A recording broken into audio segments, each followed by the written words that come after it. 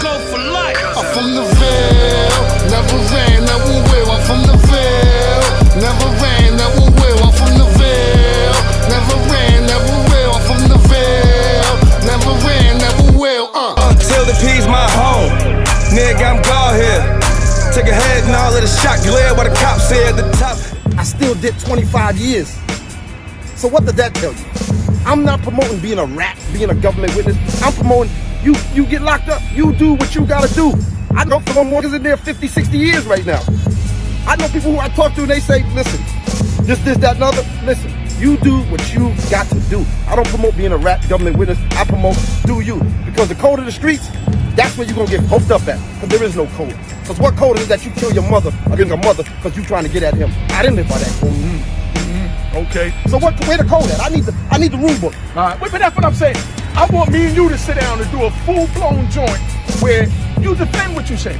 I want you to defend. Listen, no, I'm gonna walk and on my truth. And because at the end of the day, you call me a rat, government witness, whatever. Don't ever forget, you're a I'm man. still a man. You know what I mean? But that's where I'm at. So, you know, I want us to sit down because I want the youth to really hear both sides, how this thing is played out. I don't want them to, because if you don't, then use a rat and use a this and use a that. You understand what I'm saying? For the youth, man. Yeah. For the youth again. Yeah. I'm not promoting being no rat. I'm not promoting being the biggest thug in the street. I'm promoting do what you gotta do and be the best at it. Fuck the government witness, fuck the rat shit and all that. I'm not promoting that. Don't ever think I'm promoting that. I'm promoting I did what I had to do for me. And I stand on it because I'm a man. Now, that's why I'm sitting here talking to him, because there need to be clarity, man. I'm here now. You understand? There need to be clarity. And like I said, from what I know of him from back in the days, and what I heard him back in the days, you understand? He always been a man to be articulate, to say what he feel and stand on what he stand on. And that's it. Let's talk about back in the days real quick. Talk about it. The 80s. Talk about it. I ran these streets. I ran with these streets with Unique and the other people. When the wolves was out. Oh, tell him again. When the wolves was out in the 80s. I ain't never had a problem. My favorite cars was convertible. I rode convertibles in the 80s. Not hard tops. Convertibles. Tell them how we got the convertibles. Where we had to send them to get them built. You know what I mean? California. Tell them again. When they didn't make a certain convertible. You know what I mean? But again, I came to see Unique to chop it up with him about certain things. But again, I'm letting you know, I'm not promoting being a rat, being a government witness and all that. I'm promoting being a man and stand on it. And this is what I want to sit down where me and you talk so that the youth can hear this, and then they can decide what they want to do. You know, because what determines being a man? That you do 40. He killed Rich Porter during a time where Rich Porter brothers being kidnapped, his family's going through that, it's grimy. Pardon me. That was his best man, and they was rocking, getting bread together, and you know what they say, in the day that's your man, you shouldn't have killed him over money, cut him off, punch him in the face, stop fucking with him. That's what everybody say. Now cool. How was Alpo still walking around Harlem after he killed Rich Porter, Dementia with XYZ? And simple. The streets. The streets. Now understand this. In the streets, there's always dudes who got beef with somebody who's cool with somebody else. And what that mean is one dude from one project is cool with some niggas, one dude from this project is cool with some niggas, and if these dudes both go on a war, everybody else fall back because they can't pick a side. You can't pick a side if two niggas you know is going to war. You might not have nothing to do with it at all, but his project's going to war with his projects, but so happen to be you cool with both of them, you know what I'm saying? Now you can see him and tell him chill, you can see him and tell him chill, but these two don't fuck with each other, and they mans don't fuck with each other. So all you can do is hopefully let it play out. So what I mean by that is this. Even the grimiest killer in the projects have somebody that loved them. So even though Alpo killed Rich and them, he just looked at as another grimy nigga from the hood. He's not looked at as the villain, the evil guy. Yo, he killed Rich. Okay, well, Jamel right here killed Sonny, and AK killed Maureen Black. You know what I'm saying? So that's normal in the hood for dudes to hang out with dudes who kill other dudes. Because in the day, let's be real, everybody don't have people that like them. So it was dudes who probably love Alpo, you know what I'm saying? And dudes who probably really didn't like Rich. So when Rich died, it's like, oh well, F this dude, I don't fuck with him. I fuck with Alpo. And then some dudes like, nah, he was wrong. So this is how he's able to float around New York City safe, because street politics. Everybody who's in the projects, who's in the ghetto in the hood can say that they seen somebody who've killed somebody that they know that they still speak to. Even with Cameron and Big L's killer, when everybody went in uproar, we saw the picture with Cameron and Big L's killer in the picture. And Cameron had to let you know, like, listen, man, this is the streets. You know what I'm saying? What y'all don't know is that a week before that, this same dude, Big L, tried to kill. So pretty much it was whoever got to whoever first. And I can't pick a side because I fuck with both dudes and they was warring. So if L would have killed him, I would have still been with L because I know him. You know what I'm saying? Nothing to do with me. So this is how Alpo is able to walk the streets. It's because he got love from dudes he knew since he was 12 years old, 13 years old, who still on the streets. Old ladies, grandmothers, aunts, cousins, people that he paid for, took care of their families, that still got love for him. That be like, yo, yeah, he was a grimy dude, but he always treated me nice. Yeah, he did some wild shit, but he was respectful when he saw me. You get what I'm saying? Or yeah, he might have shot them dudes up, but every time he came to the east side, he gave us $50,000 and took care of the block. So those kind of people will always look at him in a certain light. You get what I'm saying? Even when you got family and friends, nigga, you might bring your homeboy to the crib and your mama know he out there shooting you, but she still love him because she watched him grow up. You know what I mean? That's Lil Tyrell, but she's like, Lil Tyrell turned to a monster. You get what I'm saying? So this is how Alpo is able to walk around New York. And once again, I'm going to say it again. Alpo is safer in New York City because he has more love here. He has more allies here. And in New York, let me say this right. In New York, his enemies are less likely to kill him than his enemies in any other city. You get what I'm saying? Because in New York, he has more friends than enemies. You got to think about this. This is 2020. Majority of the dudes from Alpo's era is not here. Not here. Majority of the dudes are still locked up, and there's a few that's still home. You get what I'm saying? And a lot of them, let me tell you this, right? It's some real mafia street shit, right? And it's gonna sound weird, but it's like this. When you give somebody a pass, that pass goes a long way. I'll break that down. What I mean is this. If you was a big time hustler in the 80s and all that time, right? And this joker Alpo gets locked up in DC, whatever, and what he does is tell them the DC dudes, but he don't tell them the Harlem dudes, right? On the back end of the code, you know what I'm saying? On the back end, you know what I'm saying? The back end of the code, he gave them dudes a pass. You get what I'm saying?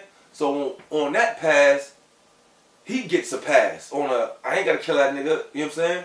He ain't telling us, let them niggas handle that, but we ain't fucking with him. You get what I'm saying? So he'd be able to float around without niggas killing him because, like, he really could have put me under. He could have told on me and put a lot of New York niggas under, but he didn't. You know what I'm saying? I don't fuck with him, but I ain't got to kill him either. You know what I'm saying? You know, he did a solid in a mix of some fuck shit. You get what I'm saying? Even with the mafia, if you hustle for the mafia, like even with Bumpy Johnson. Bumpy Johnson was hustling with the mafia before he got locked up. And when he got locked up, even though he didn't rap, period, when he got locked up, he didn't tell on the mafia. You know what I'm saying? When he came home, the mafia blessed him just for not telling. They ain't have to bless him, but they did it on strength of you didn't tell. You get what I'm saying? So that's how some things go. This is how Alpo is able to float around like that because he still have allies and he still got a few passes off the stuff he did. Right? Now, number three, why he still can walk around like that too is the dude is still dangerous. It's just reality. No matter how you look at it, when you come from the street, like we come from the street, we could change, we could be positive, we could do all that, but inside us, it's still a beast. It's still an animal that if you push a button, it's gonna come out. You know what I'm saying? It's gonna come out, and it's gonna be vicious. You get what I'm saying? And even his interview, he'll tell you, he said, listen, man, I did what I did, and I stand on it. But I'm not gonna let nobody disrespect me for what I did. I'm a man first. So what he's saying is, I don't give a fuck about rat. I did what? You come in my face, calling me a rat, trying to violate me, I'm gonna handle you accordingly. You know what I'm saying? Dude's still a murderer, dude's still a G. And that's what I'm saying is dudes that rat, that will still kill you. You know what I'm saying? Alpo said himself in the Unique Mecca audio video, he said, yo, dudes is rats and shit like that. Them dudes are still killers. Prime example, Nipsey Hussle. You know what I'm saying? He spoke to dude. Dude was allegedly a rat for whatever. I don't know. I'm not from Cali. But dude took that rat and shit personal. And as we saw, he killed Nipsey Hussle. So that's why he can walk around safe too, because let's be real. I don't know his situation or what, but any nigga who committed crimes like that walking around still got a strap. There's no way you walk around without a strap. It's common sense, because when you from the street, the number one rule is this: we can't give a nigga a chance to get away with killing me.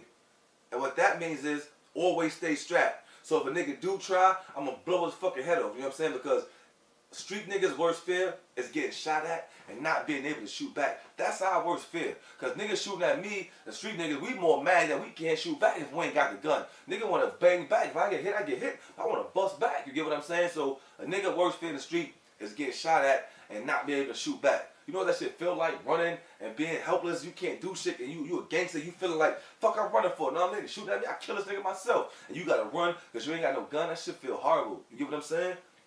So, pretty sure the little fanny pack you run around with, he got something on him, man. He's protected by the government too, so that's another reason why nobody want to touch him. He's telling. You shoot somebody who's known to tell on people you don't kill him, what do you think will happen? You're going down. You're going down. You know what I mean? So, that's pretty much my take on it. So, leave your comments below. Like, subscribe, and tell me, do you feel Alpo is safer in New York, or he's not safe in New York? Or do you feel Alpo is safer outside of New York? Drop your comments in the comment section. Hit the like, subscribe button, and share this. FCC TV, you can't stop a moving culture. And shout out to Mecca Audio, Unique Audio, doing this thing, man. Home from prison. Now me doing something positive. Go to this page, like, subscribe, and thank you, Unique, for bringing this classic audio to us. You know what I'm saying? And bringing this interview, because a lot of people never heard his side of the story. Heard it from his mouth and seeing it. All we got was phone calls from jail where we heard him talk about things he did. So this is good. It's real good. And it was shot in Harlem, so that's authentic. And they both from the 80s and they back in the 2020s. You know what I'm saying? So go to Unique, Mecca Audio TV. Check that out. Subscribe right here. And you know, it's the streets, man. The streets have different kind of rules. Like, before I go tell you a story, I was in a situation like that. Even to this day, it still lingers, because, you know, murders never die. You know what I mean? I grew up with dudes who was cool with one person, and I was cool with the other person, and these two ended up going to war, and one of them ended up killing one of them, you know what I'm saying? And the other one alive, you know what I mean, was still cool with me, and the other people's family, you get what I'm saying, I was cool with.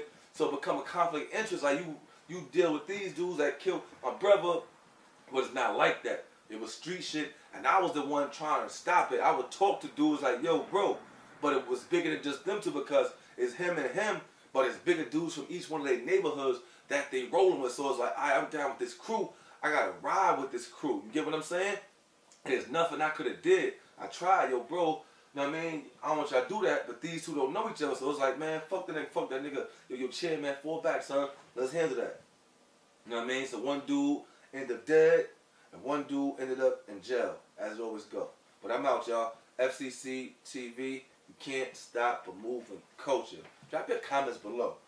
Let's Go for Life. Go watch my web series, Let's Go, New Vintage Story, on YouTube. Let's Go for Life. It's a dope web series based on Brownsville, based on Tilden, starring me. Ha ha! And now, I'm going to smoke my blunt.